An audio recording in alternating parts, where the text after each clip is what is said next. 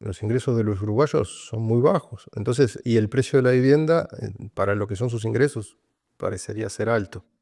Pues, simplemente por un tema de observación y sentido común de que la mayoría de los uruguayos no son propietarios, y menos aún dentro de los jóvenes.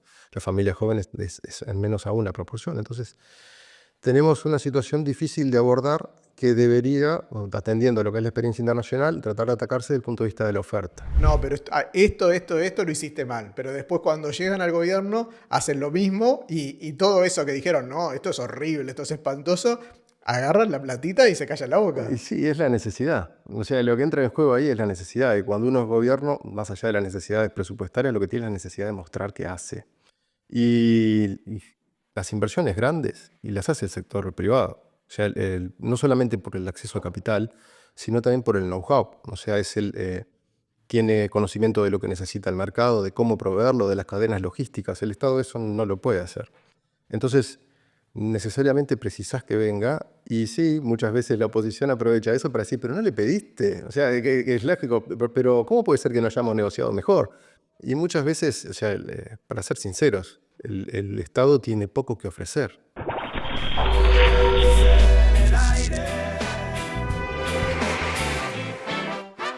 Muy buenas, nuevo programa de Vértice.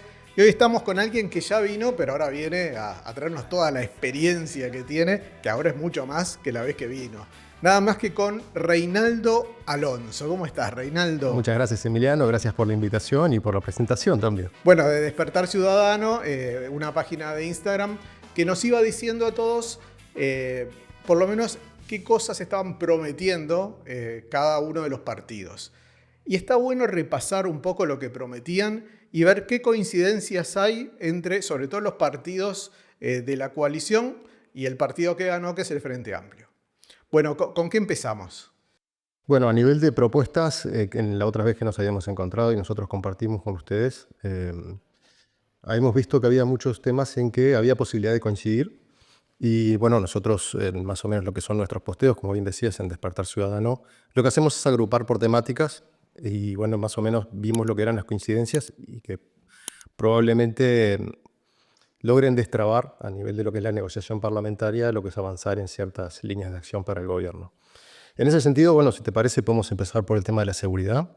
Me parece perfecto porque además es junto, creo que al económico, de las cosas que más le importan a la gente. Efectivamente, es de las cosas que más preocupan y la gente está más expectante de tener soluciones. Así que bueno, en ese sentido, lo que es el Frente Amplio, como bien decías, como fuerza de gobierno durante los próximos 5 años. Y la coalición republicana, que igual también está en un momento de transición, digamos, que no tiene la misma solidez que si hubiera sido gobierno, se puede decir. Pero también dentro de lo que es la hoja de ruta de ellos, la coalición republicana, llegaron a ciertos acuerdos que permitiría establecer puntos de coincidencia con el Frente Amplio.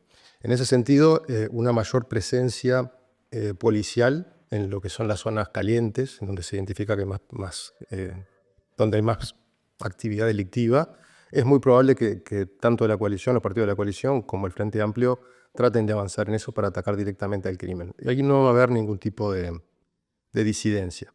También en el sentido de tecnificar lo que es la profesión policial, dotar de mejor equipamiento, mejorar las condiciones de trabajo, o sea, mejorar los salarios. Todo eso no va a haber ningún tipo de diferencia. Sí, habían hablado sobre todo de poner 2.000 policías más, hablaron. El número depende, porque también Uruguay tiene restricciones presupuestarias serias que no necesariamente la política lo refleja como es. Así que el número puede variar. Sí se va a avanzar en ese sentido. Se va a dar más policías, más efectivos en las zonas críticas, más tecnología. Probablemente veamos la utilización más generalizada de drones, más cámaras con reconocimiento facial. Hay que ver quién es el que provee el software, cómo se manejan los datos que recabe el sistema. Pero seguramente vaya a haber concordancia entre el partido de gobierno, el Frente Amplio, y la coalición republicana para sacar leyes en ese sentido o apoyar cualquier propuesta que vaya en ese sentido. Hay que decir también que cuando se dice vamos a poner 2.000 policías más o cualquier número, no es que uno pone en el gallito Luis, necesitamos 2.000 policías, ¿no? Lleva como un tiempo. Sí, sí, ojalá fuera, como dice el dicho, ¿no? Soplar y hacer botellas, que tampoco es sencillo hacer botellas. Pero lleva su tiempo, sí, es como vos decís. O sea, tenés que tener a las personas que estén interesadas en la formación policial, porque también tiene que ser atractivo el salario y las condiciones de trabajo. Si no lo son, no vas a tener aspirantes. Después tenés que formarlos y tenés que distribuirlos según una estrategia de combate a la delincuencia. Entonces, todo eso va en cascada y lleva su tiempo. Así que probablemente no se vean resultados inmediatos, por más de que haya una transición de gobierno, la estructura operativa va a seguir siendo la misma por un tiempo. Pero vos decís que en esos puntos va a haber un apoyo, supuestamente va a ser allá algo de Estado. Y seguramente sí, porque el compromiso por parte de la coalición republicana reunía al Partido Nacional, Partido Colorado, Partido Independiente y Cabildo Abierto, y todos convergían en entender la seguridad como un punto caliente que había que atacarlo directamente. Y había sintonía entre ellos, y el Frente Amplio tiene la misma sintonía. Lo que puede variar es el ritmo, la intensidad, el presupuesto que se le vuelca, y a nivel micro, de todas maneras, yo entiendo que las competencias, una vez que el partido asume gobierno, hay que respaldar al partido de gobierno. O sea, los intereses son colectivos, no, todos nos tiene que ir bien, y la seguridad es un problema de todos.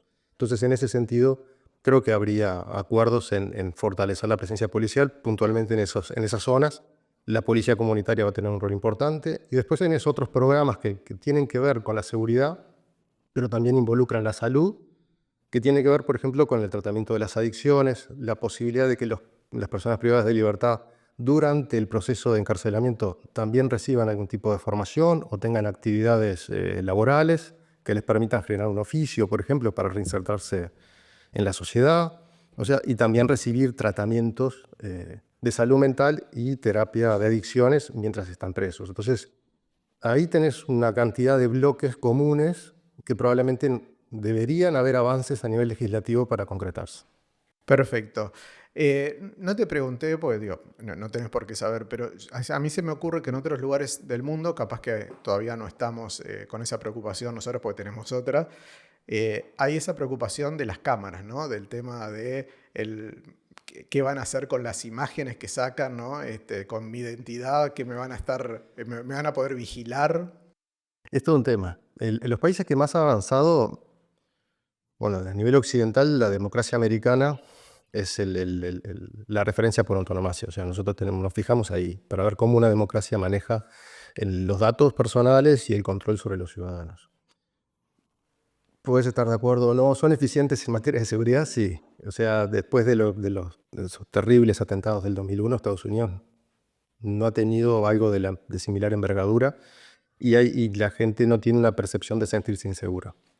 En ese sentido, ¿no? De terrorismo internacional, que fue más o menos lo que impulsó el paquete de medidas del gobierno de Bush para tener un control un poquito más fuerte sobre a nivel de migraciones transfronterizas, movimientos dentro de los propios estados. Estados Unidos es un país federal, entonces tenés que estar al pendiente de lo que sucede entre los estados, movimiento de capitales, o sea, es toda una estructura muy compleja que es un insumo más del reconocimiento facial. La IA trabajando en el reconocimiento facial es un insumo más de un sistema muy complejo de inteligencia. Del otro bloque, digamos, en Oriente, es China. China es referencia también a nivel mundial en lo que tiene que ver con implementación de sistemas de reconocimiento facial. El de ellos debe ser el de los más extensos y complejos. Es un sistema que no es democrático. O sea, por eso te quería poner los dos ejemplos. Tenés uno que es democrático y otro que no lo es. China tiene niveles de seguridad interna brutales, o sea, no, digamos que en las provincias rurales, las provincias del oeste, y la gente sigue teniendo hábitos que nosotros ya dimos por perdidos, que es compartir en comunidad hasta tarde, no tener miedo de caminar por las calles, o sea, dejar la puerta abierta en tu casa, o sea, y tiene que ver en parte, no es que siempre fue así China, pasó por décadas tumultuosas, como fueron los 80 y los 90, con un incremento del delito importante que llevó a que se enrejaran las casas y ahora se desenrejaron. La inteligencia artificial y el control, los sistemas de reconocimiento facial tienen mucho que ver con esa percepción de me están vigilando. Ahora hablaste de rejas y me vino a la cabeza qué pasa con las cárceles. ¿No hay acuerdo en ese punto? Es interesante ver. A ver, hay muchos temas que en la cárcel involucran muchos aspectos distintos. Como vimos recién, por un lado el ocio, o sea que el ocio siempre es un mal consejero y sobre todo a nivel de la reclusión. Entonces, hay sintonía, por ejemplo, el Frente Amplio en lo que es a nivel de programa, la propuesta de que estudiaran, de que realmente recibieran formación. Eso está acompañado por los partidos de la coalición republicana. Lo que le sumaban es otro elemento que tiene que ver con el trabajo, que capaz que el Frente Amplio no necesariamente está de acuerdo con el hecho de que tengan que trabajar de manera forzosa. O sea, puede ser voluntario, pero no forzoso. Entonces ahí ya hay un punto de negociación. La educación seguramente que si se propone y se reglamenta y se hacen programas que convenzan a todos los partidos va a salir adelante, pero el tema del trabajo ya ahí genera otro tipo de debate. El construir nuevos centros penitenciarios es una necesidad, o sea, no, es objetiva, no tiene que ver con la percepción partidaria. O sea, se necesitan más centros porque las condiciones de reclusión no son óptimas. Hay muchos presos en poco espacio. Necesariamente se necesitan recursos para eso y hay que ver de dónde salen y cómo se obtienen, pero habría sintonía en construir nuevos centros de reclusión que acompañaran una segmentación por peligrosidad. O sea, centros en los cuales los presos no convivieran personas que cometen un delito por primera vez o un delito de menor cuantía, que en que no hubo violencia, con otros centros en que tenés que tener personas que están vinculadas no sé, trata de personas, narcotráfico, que tienen otro tipo de envergadura o trayectoria criminal que no está bueno, que convivan con otro tipo de presos porque reproducen ese tipo de organización criminal, se alimenta de los propios presos. Bueno, vayamos a la economía, que es otro de los puntos y creo que es no solamente uno de los puntos que más nos importa, sino que uno de los puntos que hace que un gobierno cambie o no cambie. Sí, es como bien vos decís, a la gente le interesa mucho, como vimos, sentirse segura y que no le toquen el bolsillo, que a todos nos afecta, o sea, más allá de lo que votemos, nos gusta poder hacer uso de lo que tan difícilmente nos ganamos, ¿no? Que con el fruto de nuestro trabajo.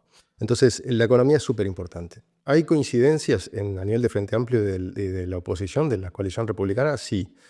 En lo que tiene que ver con el fomento de la inversión extranjera directa, seguro. Uruguay, por ejemplo, sin ir más lejos, Orsi, durante la campaña electoral y que coincidió con parte de la finalización de su mandato como intendente, reivindicó mucho lo que es la erradicación del data center de Google. Entonces, ese tipo de inversiones que dinamizan la economía, que impulsan la formación de capital humano, no hay partido que te diga que no. O sea, todos, obviamente, que están impulsándolo.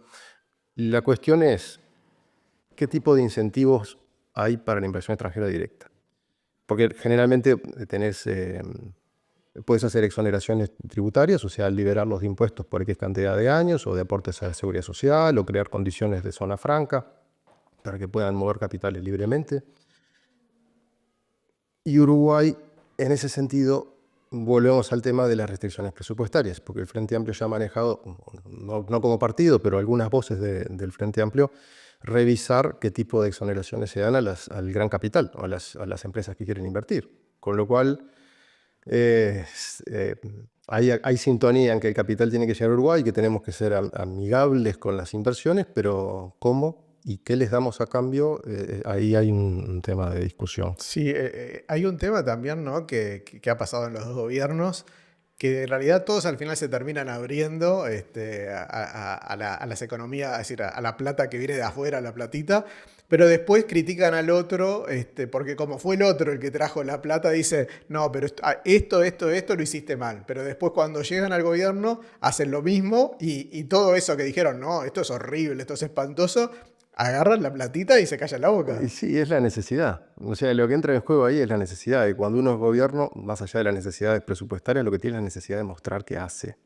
Y las inversiones grandes, y las hace el sector privado. O sea, no solamente por el acceso a capital, sino también por el know-how. O sea, tiene conocimiento de lo que necesita el mercado, de cómo proveerlo, de las cadenas logísticas. El Estado eso no lo puede hacer. Entonces, necesariamente precisás que venga, y sí, muchas veces la oposición aprovecha eso para decir, pero no le pediste, o sea, que es lógico, pero ¿cómo puede ser que no hayamos negociado mejor?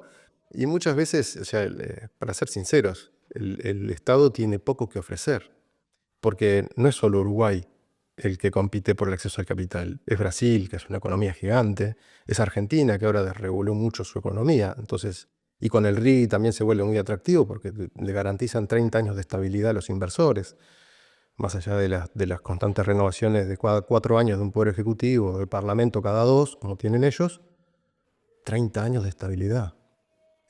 Mi inversión no se puede tocar, so pena de tener que recurrir a tribunales internacionales. Entonces, es algo que no podemos perder de vista. O sea, nuestros gobernantes tienen una restricción presupuestaria importante, no la reconocen como tal la mayoría de las veces, les obliga a negociar en situación desfavorable ante el capital internacional y los inversores, y competimos con grandes jugadores en la región. Chile es un gran imán de inversiones, o lo fue durante mucho tiempo.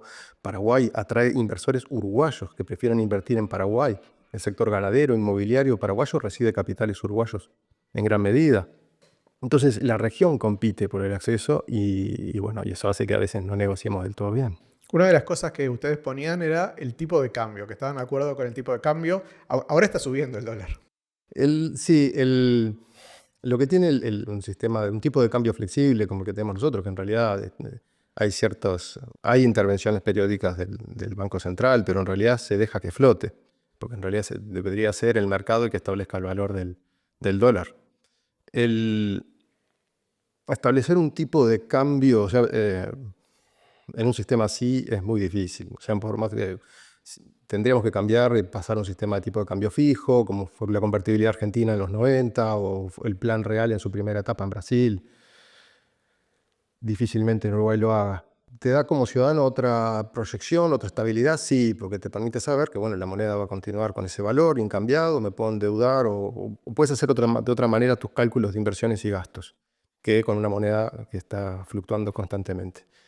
El tema es cuál es el punto de equilibrio, ¿no? Porque dentro de la propia coalición republicana había sectores, por ejemplo Cabildo Abierto, que tiene una vocación de desarrollista, ¿no? De la industria nacional, que querían un tipo de cambio más alto. El propio Frente Amplio ha hablado de atraso cambiario y de que tenía que haber un tipo de cambio más alto, pero bueno, el tipo de cambio más alto también impacta en la inflación, porque Uruguay es una economía muy abierta. Si vos vas a la góndola del supermercado, no sé, el 90% de los productos son importados. Entonces, si vos tenés un dólar más alto, se te hace más difícil importar, con lo cual seguramente vas a tener precios de góndola más altos, porque vas a tener menos oferta. Entonces, es muy difícil manejar el tipo de cambio considerando esas variables, y la inflación también. Obviamente, un Estado que gasta por encima de sus ingresos recarga a la economía con una presión adicional. Entonces, generalmente todos los gobiernos uruguayos, o por lo menos desde que tengo memoria como ciudadano, han recurrido al atraso cambiario para frenar la inflación. Así que es un tema difícil ese. Y es casual que justo ahora que se estaba eligiendo el presidente empezó a subir el dólar, o tendrá más que ver con Estados Unidos y la elección de Trump. Las dos cosas. Cada vez que hay las democracias son sistemas inestables. Inestables por definición, porque constantemente están renovando sus autoridades. Entonces, cíclicamente pasan por esos puntos de incertidumbre. Entonces, ante una situación de ese tipo, los inversores piensan, ¿me conviene quedarme o me conviene irme? Porque ya no van a ser necesariamente las mismas condiciones que me trajeron acá. Eso, volvemos al tema del RI en Argentina. O sea, esa es una jugada interesante que hizo el gobierno argentino, porque se comprometió a 6 gobiernos, digamos, hacia el futuro, a mantener las mismas condiciones de inversión para los que quieran venir. Algo que solamente han hecho, no sé, por ejemplo, las monarquías árabes, ¿no? Que también son imanes de inversión, o China en su momento. Entonces, la democracia de por sí es inestable por el propio sistema, hace que los inversores duden si mantenerse o no. Eso hace que si repatrian capitales o frenan inversiones, bueno, necesariamente la moneda local lo termina reflejando.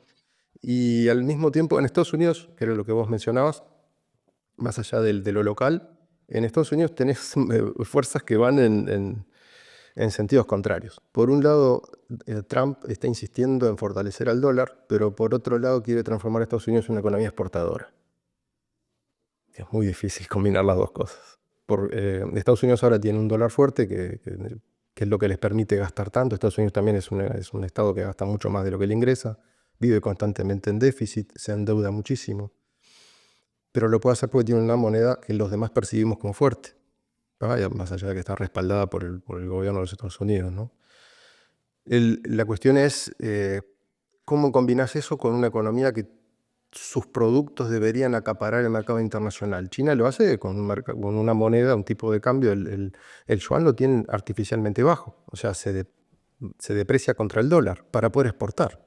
Pero si Estados Unidos quiere mantener un dólar fuerte y exportar, es difícil ver cómo. Entonces, el tema de Estados Unidos sí interviene, pero más por el tema no tanto a nivel de los movimientos cambiarios que hemos a nivel local, pero sí va a ser interesante ver cómo puede afectarnos en lo que es el relacionamiento internacional. La manera que Uruguay se posiciona a Estados Unidos y el realineamiento internacional van a ser una construcción importante. Y bueno, tenemos entonces la economía, que bueno, esperemos que se pongan de acuerdo. Tenemos la seguridad y lo otro que necesitamos los uruguayos es un lugar, un techo donde vivir. Sí, es así. Es una preocupación grande para todos, como bien decís, Emiliano, para cualquier ciudadano, cualquier familia uruguaya. El tema de la vivienda tiene sus aristas. Por un lado, es indudable que haya un compromiso, tanto a nivel de Frente Amplio como de la coalición republicana, en continuar combatiendo la vivienda insalubre, o sea, la erradicación de los asentamientos, la formalización y regularización del ordenamiento urbano. Entonces, no va a haber ningún tipo de discrepancia en ese sentido. Lo que sí, como habíamos visto antes, puede haber un tema de cuánto presupuesto se asigna o qué unidad ejecutora, o sea, a través de quién se vehiculiza, qué programas. Pero sí se va a seguir trabajando en ese sentido. El gobierno que se retira lo manifestó como una de sus prioridades. El Frente Amplio también durante la campaña electoral lo manifestó, así que va a continuar trabajándose y Dios quiera que se hagan avances sensibles, porque es un tema que Uruguay arrastra desde hace mucho tiempo, es un debe como sociedad. Y mucho asentamiento ahí, ¿no? Muchísimos, muchísimos. Lo que pasa es que no solamente el fenómeno del asentamiento en la periferia urbana de Montevideo, sino lo que vimos de la década del 2000 en adelante ha sido la proliferación de los asentamientos en la periferia de las capitales departamentales. Salto, Paysandú se transformaron completamente, son ciudades completamente distintas de la Salto y la Paysandú de los 80, por ejemplo, o de los 70. O sea, son ciudades muy diferentes. Rivera, o sea, entonces el interior cambió mucho. Hay asociado a la irregularidad en lo que tiene que ver con la distribución de la tierra y la ocupación de terrenos, también los fenómenos de inseguridad están relacionados. Entonces son zonas donde el Estado no está presente brindando seguridad, no está presente brindando servicios, no estuvo presente para evitar la ocupación de los terrenos, que es otro tema, que en Uruguay, digo, más allá de que se trata de combatir el fenómeno, ¿no? Y dar soluciones habitacionales a las personas en estado de situación, no se combate que sigan apareciendo asentamientos nuevos. Porque si vos decís, bueno, vamos a solucionar el problema, vamos a terminar con los asentamientos que ya tenemos y vamos a evitar que se formen nuevos. Pero estás atacando solo la mitad del problema. Y las ocupaciones de tierra son permanentes. El departamento de Canelones es el fenómeno que vivió de la década del 2000 en adelante, del 2005 en adelante, es notorio. Cualquier canario ve lo que ha sucedido no solo en las ciudades y la periferia de las ciudades canarias, sino a nivel de la costa. O sea, no solo Costa de Oro, sino que tiene que ver todo con desde el peaje de Pando en adelante. O sea, toda la costa canaria ha visto el mismo fenómeno y no se detiene, porque no hay una política de control de formación de nuevos asentamientos. O sea, sucede, me imagino que no será por un tema de voluntad, sino capaz que de recursos, pero sí se tiene que trabajar mucho en eso. Quiero pensar que acompañado con las medidas que tengan que ver con la regularización de asentamientos, también se debería trabajar en la prevención de formación de nuevos asentamientos.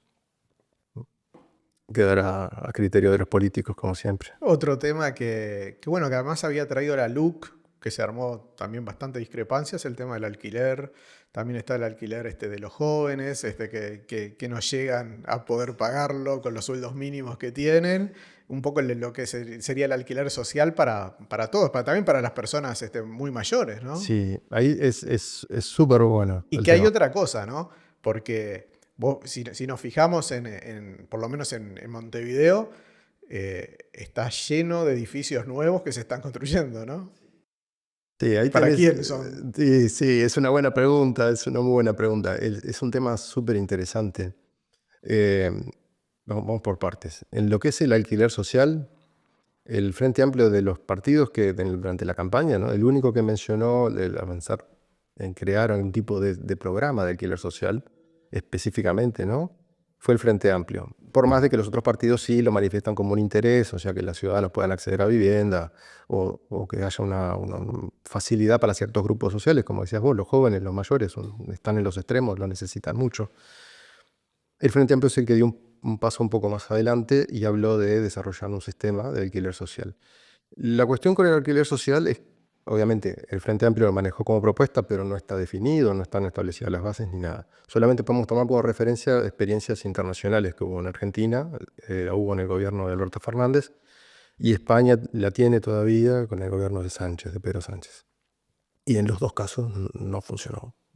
Terminó generando muchos más problemas. Redujo la oferta, aumentó el precio de los alquileres, dificultó el tema de los desalojos. Los propietarios, obviamente, que ante esa situación preferían disminuir aún más la oferta porque no querían arriesgarse a poner el apartamento, la propiedad de la casa en alquiler. Entonces, en esos casos, en las experiencias de España y de Argentina, lo que vimos fueron, por ejemplo, por zonas establecer topes máximos, ¿no?, de precio. O sea, en Uruguay serían barrios de Montevideo, en ciertos barrios un precio X.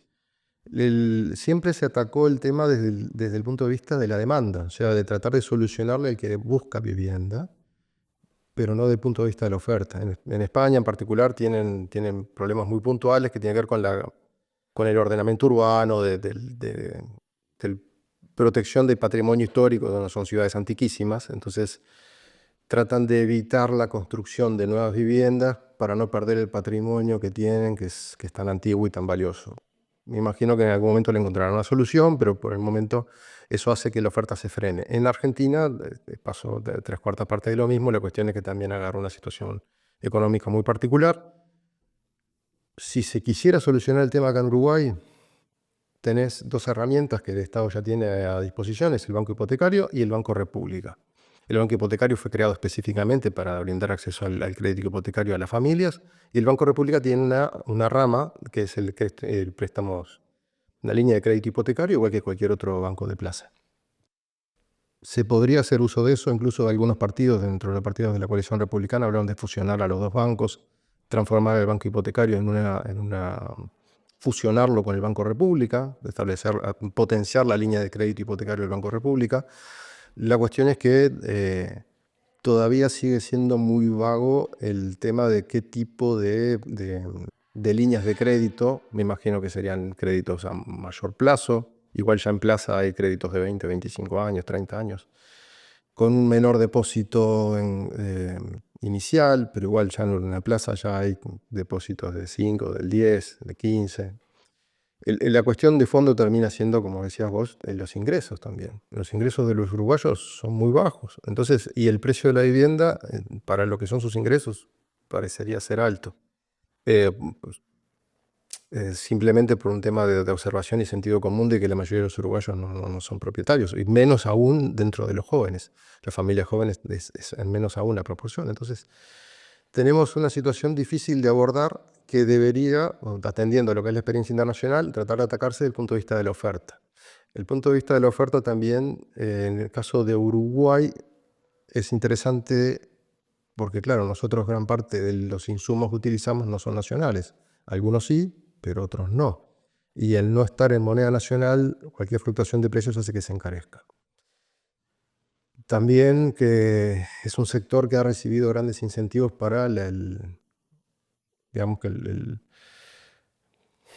no sé cómo decirlo amablemente, pero para los capitales internacionales que quieren venir a Uruguay, capaz que se es un poco más laxo, más flexible. ¿Vos decís que hacer lavado de dinero haciendo edificios? No me arriesgaría a hablar de lavado, porque para eso hay que tener, ¿no?, otro tipo de respaldo, pero sí que las exigencias han sido más laxas, porque son inversiones que movilizan mucho capital, que emplean mucha mano de obra. Entonces, cuando vos estás en una situación de necesidad, yo creo que lo que termina pasando es que se mira al costado a veces. No se indaga mucho, o se prefieren indagar mucho. Eso en cualquier gobierno pasa, por lo menos Pasa acá en en cualquier Uruguay. gobierno. En cualquier gobierno y en cualquier país del mundo que esté en una situación de necesidad.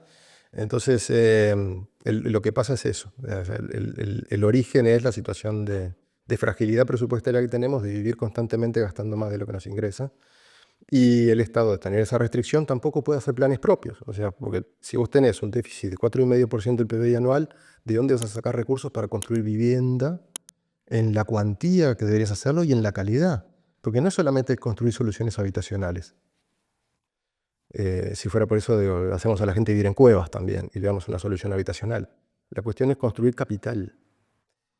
Bienes inmuebles que se puedan transformar en capital en el mercado. O sea, que la gente lo pueda poner a la venta y alguien se lo quiera comprar. Entonces, porque si no, de otra manera estamos prendiendo fuego la plata. Entonces, crear un bien que después no tiene un reuso o no puede ser vuelto a insertar en el mercado, que no despierta interés de terceros, no tiene, es un sinsentido. Bueno, y para eso, para poder tener platita fresca y poder tener un techito arriba, la comida y todo eso, necesitamos que trabajar. Lamentablemente, esa es por ahora es la forma hasta que la inteligencia artificial nos mantenga, por lo menos, tenemos que trabajar. Así que, ¿en qué están de acuerdo en trabajo y también en seguridad social, que es plata que le dan a los jubilados, con la cual también pueden pagar ese tipo de cosas? Sí, a nivel de trabajo hay una concordancia a nivel de tanto de Coalición Republicana como del Frente Amplio en potenciar lo que son las pymes. O sea, a todo lo que son los pequeños y medianos emprendedores, darles acceso a un financiamiento mayor o condiciones de créditos más blandas, o sea, facilitarles lo que es el despegue y después también a nivel de la contratación, o sea, no tener un costo laboral tan alto para las personas que trabajan en las pymes, para el empleador, obviamente, eh, para que puedan acumular un capital y reinvertirlo y continuar su crecimiento como empresa, porque sobre todo este tipo de emprendimientos están muy expuestos a las situaciones de mercado y abren y cierran constantemente. Pero también al mismo tiempo son los que generan más empleo, porque en economías como la nuestra. Entonces hay una concordancia en respaldar este tipo de emprendimientos, en facilitarles el acceso a crédito, desgravar su actividad, entonces darles capacitación, acompañarlos en el acceso a mercados. Entonces, de esa manera se espera que la economía logre generar empleo a través de las pymes, principalmente en el empleo joven, o sea que las pymes también son las que tienen menos requisitos para el empleo, o sea, necesitan menos capital humano, un capital humano menos formado, digamos, que una empresa multinacional o una gran empresa nacional. Entonces, ese tipo fundamentalmente personas jóvenes, entre los 18 y los 25 años, que capaz que no tienen una formación universitaria, podrían encontrar salida laboral en las pymes. Entonces, creo que se apunta por ese lado a solucionar dos aspectos: crecimiento económico y al mismo tiempo, bueno, promover el emprendedurismo y mejorar las condiciones de trabajo y la empleabilidad de los jóvenes. Y el otro problema que hay es cuando la persona está trabajando y por H o por B lo despiden y tiene 50 años, 50 y pico, todavía no llegó a la edad de jubilarse y no lo contrata nadie. Sí, ese es un problema importante que tiene que ver también bueno, con el rezago que Uruguay ha tenido a nivel de la formación del capital humano, de la falta de transparencia para con la ciudadanía. O sea, o no se explicita la necesidad de la que la gente se forme. Se sigue hablando como si fuera un modelo del siglo XIX, ¿no? Donde basta con la buena voluntad y las ganas de trabajar para salir adelante, y no siempre alcanza. En el mundo moderno, lamentablemente, no siempre alcanza. Entonces, ese sector de la población que, claro, llega a los 50 años con un expertise que tiene más que ver con el siglo XX que con el siglo XXI, se le complica mucho encontrar salida laboral. Tanto la Coalición Republicana como el Frente Amplio, los dos manejan la realización de planes de incentivo a las empresas para el empleo de este grupo etario en particular. O sea, exoneraciones fiscales, incentivos, directamente subsidiar el empleo de estas personas, o sea, que parte del sueldo de ese nuevo trabajador mayor de 50 años sea cubierto en parte por el Estado, por cierto tiempo, obviamente. Si resulta suficiente, y capaz que no, sobre todo para alguien que está en esa situación. Pero por el momento son las medidas que se tienen. Bueno, dijiste que para trabajar, hablaste de la universidad, quiere decir que se necesita educación. Hubo gran problema cuando Silva en este gobierno hizo algunos cambios. Ahora Orsi estaba diciendo que él no es Varela, no va a plantar una nueva bandera, sino que hay que mejorar determinadas cosas, pero tampoco es borrar todo y empezar de cero. ¿En qué están de acuerdo? Y yo creo que lo que están de acuerdo, que es lo que decías vos recién, están de acuerdo en que la educación es importante. Eso ya de por sí es un punto a favor. O sea, todos están de acuerdo en que se necesita una población más ilustrada. Probablemente deberían ser más específicos, más explícitos y decir qué tipo de ilustración se necesita. En lo personal, eso es una opinión mía, se necesita más formación científica, que es lo que te permite una empleabilidad mayor y también un movimiento transversal entre diferentes sectores. Porque es el lenguaje del siglo XXI, no es el inglés, es la matemática. Entonces es súper importante que las personas tengan ese tipo de formación para emplearse, sobre todo pensando en el futuro. Y se entiende la posición de Orsi, y sobre todo, como decís vos, y sobre todo porque recién asumió, también no va a querer granjearse problemas habiendo iniciado, ni siquiera iniciado, está en los meses previos. Seguramente puedan haber cambios, no lo dijo Orsi, pero sí otros actores del Frente Amplio han manejado la posibilidad de retrotraer la situación en lo que tiene que ver con la participación de los docentes a nivel decisorio dentro de los organismos de la educación, que es algo que cambió como decías vos, con la LUC y con el gobierno que se va.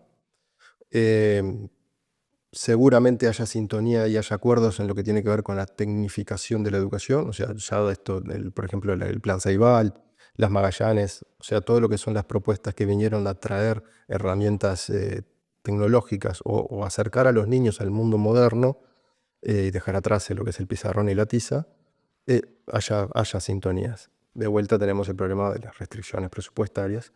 Nadie duda de que necesitamos inversión a nivel de infraestructura, los edificios, muchas de las escuelas, basta con caminar Montevideo, ni te digo del interior del país.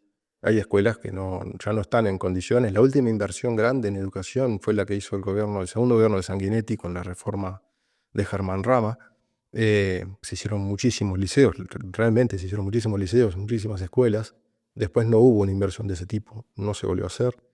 Y claro, a nivel edilicio se echa en falta, las condiciones no son óptimas y bueno, me imagino que también va a haber acuerdo en lo que tiene que ver con el aumento de la mejora de las condiciones laborales de los propios docentes, el salario docente. Hay que ver si está relacionado con algún tipo de obligación de capacitación permanente que era lo que más o menos era la línea de ruta de Robert Silva, ¿no? Bueno, sí, hay que mejorar las condiciones de los docentes, darles mejores salarios, dignificar su profesión, hacer que obviamente que sea interesante para los jóvenes formarse como docentes, que sean un espejo, pero al mismo tiempo la obligatoriedad de estar constantemente y permanentemente siendo capacitado, también siendo evaluado. O sea que entonces hay que ver si se mantiene ese tipo de prácticas o no, pero eso bueno, dependerá de lo que decida hacer el gobierno. Bueno, y ahora otro tema que está dentro de las cosas que podrían tener acuerdo, es un tema que para mí la verdad que nadie le da pelota, no le interesa a nadie, solamente le interesa a la gente cuando tiene que criticar algo o cuando algo está mal, pero si no, la verdad que no le interesa nada, que es el ambiente, ¿no? Porque hablábamos mucho de que somos ecológicos y todo ese tipo de cosas, pero la verdad jamás nadie vi votar algo porque uno era más ecológico que el otro. Sí, sí. Por más de que nosotros dentro de Uruguay, en la grilla política, digamos, en el menú de ofertas partidarias, teníamos un partido específicamente, ¿no? El PERI, el Partido Constitucional Ambientalista, también tenían una rama ambiental, pero sí es cierto Así le que, fue, ¿no? bueno, sí, no necesariamente por ser ambientales, digo, pero me imagino, es la expresión de la ciudadanía, pero sí, como decís vos, es un tema que no necesariamente está dentro de los prioritarios para las personas. O sea, educación, seguridad, economía, trabajo, vivienda, salud, esos temas son los que rompen los ojos. Ambiente, no está dentro, por lo menos en Uruguay, capaz que en algunos países de Europa sí está capaz que dentro del top 5. Y en Estados Unidos definitivamente durante el gobierno de Trump no lo va a estar. Igual Estados Unidos, no solamente por ser Trump y que hasta ahora en el gobierno no creo que priorice tanto el medio ambiente, pero ya de lo que tiene que ver con el apoyo autarquía, digamos, el ser autosuficientes a nivel petrolero y el desarrollo o sea, intensivo de las explotaciones con base en fracking, obviamente que despega a Estados Unidos de los objetivos ambientales de la Unión Europea, por ejemplo. Entonces, se va a dar una situación, de hecho, en que el ambiente, por lo menos a nivel de varios de los países importantes del hemisferio, no va a estar o no estaría en la hoja de ruta. O sea, mismo Trump se ha manifestado. Sí, a Trump no le importa para nada el El cambio ambiente. climático no, o sea, no es que lo niegue, sino que dice que no tiene que ver con la actividad humana. O sea, no importa lo que hagamos, el cambio climático capaz que es algo que va a suceder igual. Entonces te está diciendo, bueno, entonces si no tenemos injerencia en esto, ¿para qué vamos a estar ahorrando en carbón y petróleo? Bueno, esa es su opinión y él la puede fundamentar muy bien. La cuestión es que eso ya marca tendencia y genera un quiebre a nivel de Occidente. Por un lado tenés la Unión Europea, que es abiertamente ambientalista. Estados Unidos se separa de eso, por más de que incentiva el desarrollo de industrias verdes, está subsidiando la inversión de industrias verdes, principalmente lo hace para competir con China, es en otro marco, no es por conciencia ambiental. Y en Argentina tenés a Milei, que en Argentina obviamente a nivel, capaz que no a nivel global sea una potencia, pero sí a nivel regional y fundamentalmente en el peso que tiene en nuestra economía.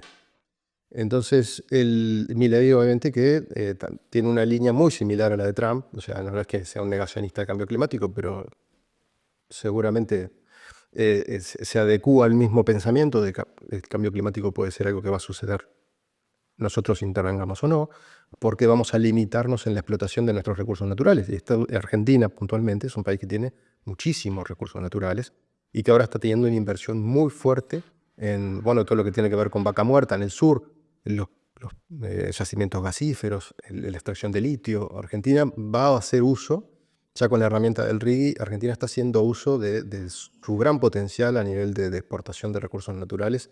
Y es la gran apuesta del gobierno de Milei y puede ser una gran apuesta del Estado argentino para solucionar el problema del atraso que tienen de desarrollo desde hace un siglo. La cuestión es nosotros qué posición podemos tomar al respecto, ¿no? Porque, como bien decís, acá a la gente mucho no le interesa, no es un tema que le mueva la aguja, pero sí Uruguay ha sido un país que se ha alineado más con la posición europeísta, con el desarrollo de las energías limpias, por ejemplo, todo lo que son los parques eólicos. Hasta que le toquen las vacas, ¿no? Hasta que digan que los gases de la vaca es muy malo, ahí Uruguay se da vuelta como una media. Sí, mientras no interrumpa lo que tiene que ver con otras actividades económicas que llevamos adelante. Que en ese sentido Uruguay, bueno, ya tiene inversiones demasiado grandes hechas con el sistema de trazabilidad, el acceso a los mercados internacionales, la marca país en el sector ganadero. Entonces es muy difícil que Uruguay desande esos pasos para cumplir con alguna meta ambiental. Sí se puede esperar que tanto el gobierno, el Frente Amplio, como la coalición republicana apoyen inversiones en la misma línea de la que ya se han tenido, ¿no? De energías limpias, como puede ser plantas solares o parques eólicos, y el hidrógeno verde. Principalmente los intereses son de la Unión Europea en ese sentido. La Unión Europea está desesperada por recursos porque no los tiene y quiere dejar de depender de los proveedores que tenía, que es principalmente Rusia a nivel gasífero. Entonces son los principales interesados en ampliar la base de la oferta de energía, con, obviamente, estableciendo ellos los estándares para la explotación de esos recursos que quieren marcar las reglas de juego. Así que Uruguay lo que tiene de vuelta es el tema de la dependencia de recursos. Es un estado que está desfinanciado y que depende de las inversiones. Y probablemente siga manteniendo esa línea, ya que hay inversiones de la Unión Europea previstas, se las respalde. La cuestión es que en el marco regional es difícil que haya sintonías en ese sentido, o sea, para crear algún tipo de cadena, ¿no? de cadena logística para la explotación a nivel transfronterizo es difícil con la Argentina yendo en un sentido completamente contrario. Así que en ese sentido, a nivel de las conexiones de Mercosur, a nivel de energía, puede haber algún tipo de falta de comunicación. Brasil es 3/4 de lo mismo, porque tiene una retórica verde Brasil participó de las conferencias COP, Argentina no, pero Brasil al mismo tiempo no deja de explotar la Amazonia. O sea, no importa el gobierno. Bolsonaro, Lula, es lo mismo, los recursos naturales siguen estando ahí y la principal industria brasileña sigue siendo la forestal, la minera y bueno, la de la soja. No, y además eso verde de Lula muchas veces es, bueno, también le podemos vender esto, además de todo lo que le vendemos, le podemos vender también combustible verde. Sí, está todo relacionado con lo mismo y no necesariamente es ambientalista. Para que haya cultivos de soja tiene que desmalezarse, o sea, la lógica, la fórmula que ha aplicado Brasil es desmalezar foresta para plantar soja. Esa soja, bueno, o otros tipos de oleaginosos se pueden utilizar para el biocombustible, sí. ¿Por qué apostar al biocombustible cuando se está avanzando en otro sentido? O sea, que gran parte del mundo va a las nuevas energías, a las baterías. Y bueno, porque ellos tienen industria basada en la combustión, o sea, tienen una industria automotriz que es muy similar a la industria automotriz alemana, a la europea, que sigue utilizando tecnología que ya es de otro siglo. Entonces, buscan soluciones para la tecnología que ellos tienen. Y bueno, está bien, es lo que tienen y son las cartas que juegan. Uruguay lo que tiene que ver es cada vez más, no solamente en los temas ambientales, que como vemos no son estrictamente ambientales, sino que también son económicos y son geopolíticos. ¿Por qué bando se decanta? Porque necesariamente el mundo está separándose en dos bandos, porque hay una confrontación, bueno, hay una confrontación bélica ya en algunas regiones del mundo, y en otros sigue siendo retórica, sigue siendo comercial, pero te van a exigir una alineación. Trump ya fue muy claro a nivel de Estados Unidos, ellos van a aplicar, bueno, van a tratar de fortalecer el dólar. No sé cómo lo combinará con la exportación de productos, con la generación de un mercado industrial interno fuerte, pero sí van a establecer restricciones arancelarias, como ya están haciendo ahora con China, y lo van a hacer con cualquier país del mundo, si no estás alineado con el gobierno americano. Milei ya directamente ya se alineó con Israel y Estados Unidos a donde sea. Nosotros estamos dispuestos a perder algún tipo de ventaja comercial que podamos tener con Estados Unidos, o la movilidad de nuestras personas, o el acceso a Estados Unidos. Lo principal que puede ofrecerte es el know-how más allá de la inversión. Es el acceso a los centros de pensamiento, el acceso a los think tanks, al conocimiento. Entonces, ¿de qué lado de la balanza nos vamos a poner? O sea, ¿del lado de Brasil en la región o del lado de Argentina en la región? ¿Del lado de Estados Unidos a nivel global o a nivel de China y Rusia? Bueno, eso nos lleva a la inserción internacional. A ver, ¿qué puntos de acuerdo tenemos en la inserción internacional? ¿Vamos a hacer el TLC con China, que todo el mundo promete pero nadie hace? ¿Qué vamos a hacer? Sí, es un tema, como vos decís, es algo que la inserción internacional es algo importante, capaz que no está dentro del top 5 de la gente, o sea, de las preocupaciones, pero sí es algo que siempre les ha servido, si quieren saber cómo Uruguay se alinea. A mí si me dejan traer más cosas de China y pagar menos aduana, yo lo empiezo a considerar como algo importante también. Sí, es que es lo que vos decís, es un ejemplo muy claro del diferencial que tiene la inserción internacional. Te posibilita el acceso a tecnología que de otra manera no tenés. Si nos retrotraemos al Uruguay de los 80, de los 70, y pensamos cómo vivíamos, cuando el resto del mundo vivía muy distinto, nos damos cuenta de lo que es el atraso tecnológico. No sé, Kutza usaba los Leyland, ¿cuántos años los usaron? ¿40, 50 años? Sí, aproximadamente. Los mismos ómnibus. Entonces, ni hablar que acá el cable en Estados Unidos estaba de la década del 50 y acá llegó en los 90. O sea, los celulares de la década del 70 y acá llegaron pasado mitad de los 90. La televisión color acá llegó en el 82 por el mundialito de Sí. España, me acuerdo, Naranjito. Naranjito, sí, un crack. Pero te das cuenta de lo que era vivir con el atraso tecnológico. No nos dábamos cuenta y el mundo estaba en otra liga. Entonces el shock fue muy fuerte. No podemos arriesgarnos a volver a ese atraso, o sea, perder la inserción en el mundo. Argentina estaba desandando ese camino. Si vos ibas a Argentina, o sea, hasta hace 2 años, veías las restricciones que tenían para la incorporación de bienes de capital, porque una computadora es un bien de capital. Ni hablar de maquinaria de punta. Entonces su producción industrial también empezó a rezagarse. La calidad de su producción y la posibilidad de acceder a mercados, porque con productos de poca calidad no te lo compra nadie. Estaban obligados a vendérselo a los argentinos, que terminaban comprando productos de segunda, tercera línea. A Brasil le pasa 3/4 partes de lo mismo. Entonces, la inserción internacional es súper importante, y sobre todo a nivel de que te garantice el acceso al conocimiento, de que haya transferencias permanentes de conocimiento con los centros que generan ese conocimiento. Y bueno, tenés Estados Unidos, China y Europa. Ahora digamos que hasta hace unos años se podía hablar de un dueto. La Unión Europea y Estados Unidos hacían muchas cosas de manera coordinada, y ahora con Trump seguramente se evidencia una disociación de intereses. Europa va a quedar, digo, como un actor independiente, va a tener su propia agenda, y la de Estados Unidos es muy clara y la de China es muy clara. A nivel de los partidos nuestros, ¿no?, de Frente Amplio y Coalición Republicana, hay una coincidencia en que precisamos acceder a mercados externos para la colocación de nuestra producción. Eso están todos de acuerdo. Uruguay no puede cerrarse, no podemos tener una economía proteccionista, no podemos volver a tener gravámenes arancelarios a todo. Tenemos que mantener una economía abierta, porque es la única manera, porque si vos te cerrás, el otro va a hacer lo mismo. La retaliación funciona así. O sea, vos me pones un impuesto, bueno, yo hago lo mismo. Ahora le dijo a la presidenta de México ante las medidas de Trump, o sea, si usted me pone un arancel, yo le pongo un arancel. Y eso sigue escalando. Entonces, acá en Uruguay, por lo menos a nivel de los partidos políticos, hay coherencia, hay sentido común de que no podemos entrar en esa carrera. Uruguay tiene que ser una economía abierta al mundo, una economía que busca acceso a mercados, y para eso tenemos que abrir el nuestro. Nadie va a estar dispuesto a comprar tus productos si vos no les compras los de ellos. Entonces ahí ya hay un punto de entendimiento. Lo que tenés después es la coalición republicana.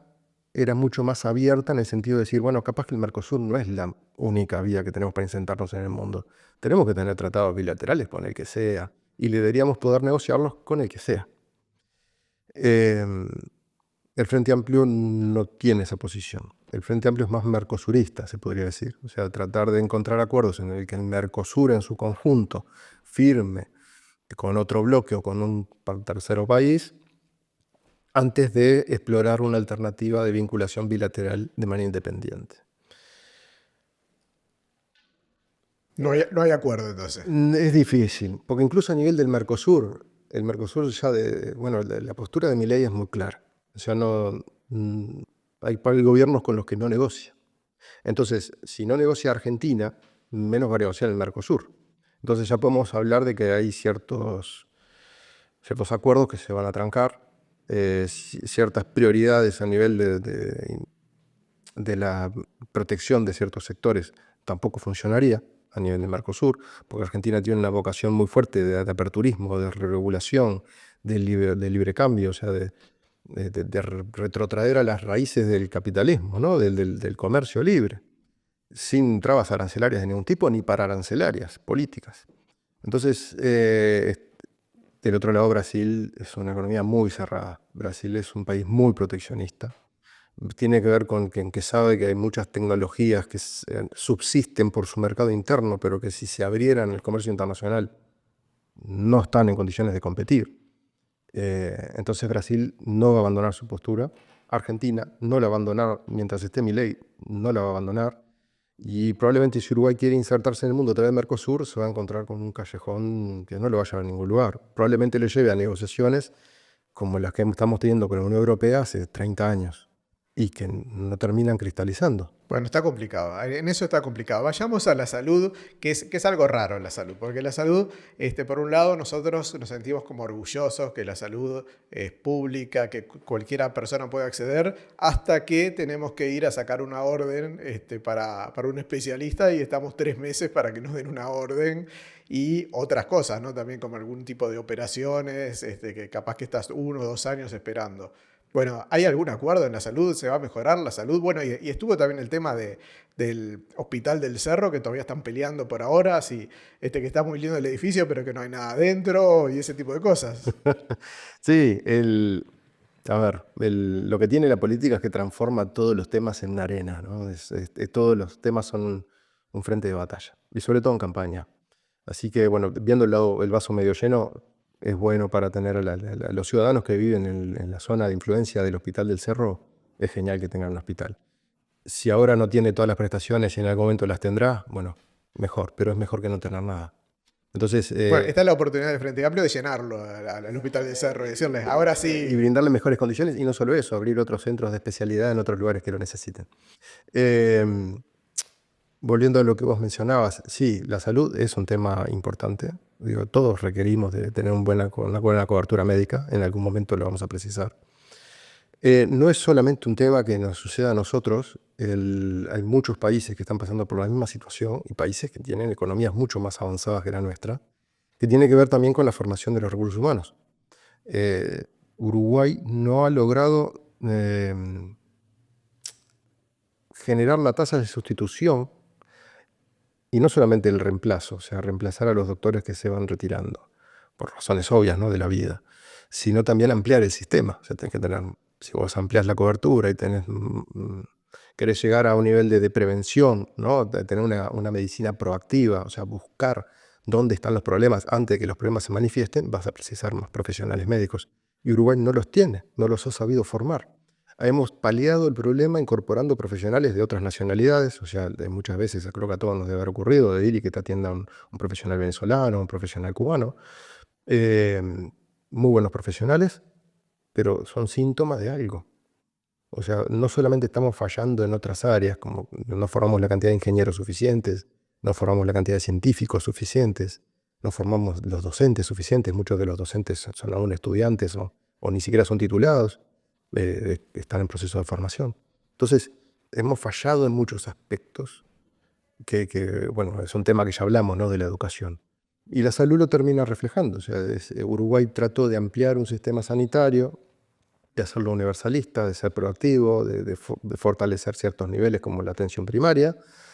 Todos están de acuerdo, todos dicen que hay que hacerlo, pero después no tenés ni los recursos para hacerlo, porque el Estado es el que termina subsidiando el Sistema Nacional Integrado de Salud y cada vez es un agujero más grande. Y el Estado ya tiene un déficit muy grande y no tiene de dónde sacar más recursos. Y también está fallando a nivel de los profesionales que tienen que mantener en pie el sistema. Entonces, son cosas que no se discuten, que no te lo plantean, pero cualquier ciudadano lo puede ver. O sea, estamos fallando. No solamente lo es, bueno, como vos decías, quiero un especialista y tengo que esperar 3, 4 meses. Una intervención que requiera cierta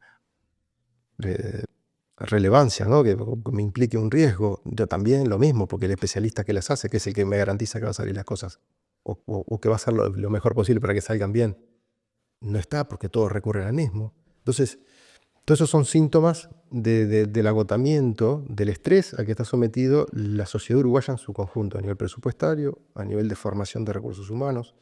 Y si bien todos los partidos están de acuerdo en hacer estas inversiones, ¿no? Por ejemplo, el plan de salud mental, que todos los partidos están de acuerdo que es un problema que afecta a la sociedad uruguaya y que todos lo manifiestan así, y bueno, que hay que hacer algo. Genial. ¿Con qué profesionales? ¿Con qué recursos? ¿Qué red de centros se va a establecer? ¿Van a ser públicos o privados? Por ahora no hay nada concreto, solamente la intención de que lo quieren hacer. Y lo mismo pasa con los otros aspectos de la salud.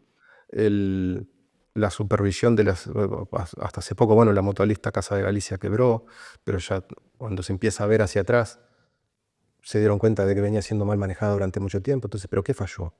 No estuvieron los controles permanentes, o sea, los controles permanentes necesarios por parte del ministerio. O sea, ¿qué nivel de control o qué nivel de injerencia tiene que tener el Ministerio de Salud Pública sobre las instituciones que son privadas?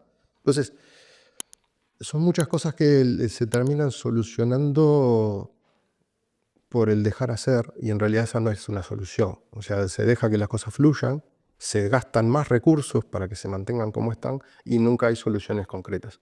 Un país sumamente capitalista, como es Gran Bretaña, ¿no? De ahí, si hay capitalismo moderno, la revolución industrial viene de Inglaterra y tiene un sistema público de salud,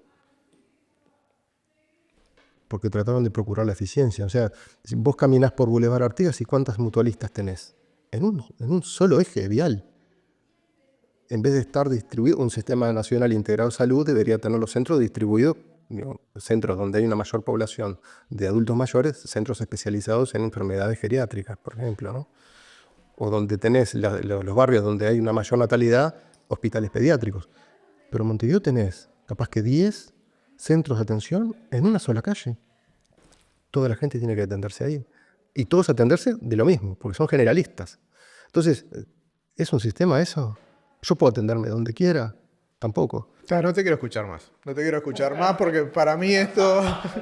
No, para mí esto está más complicado de lo que yo pensé. Yo venía a escuchar gente que se iban a poner de acuerdo, que iban a hacer muchísimas cosas. Acuerdos va a haber.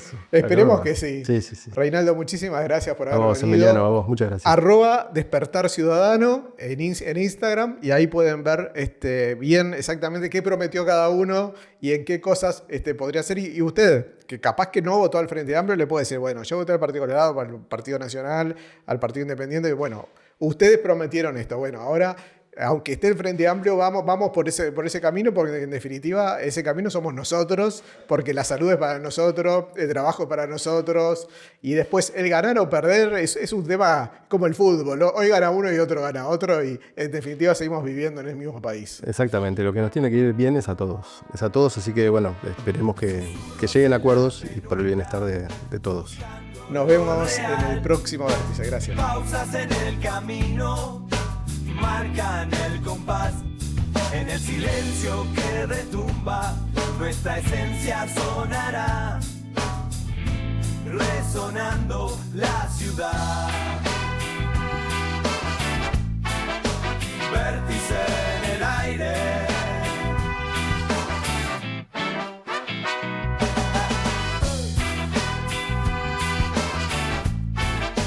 Vértice en el aire.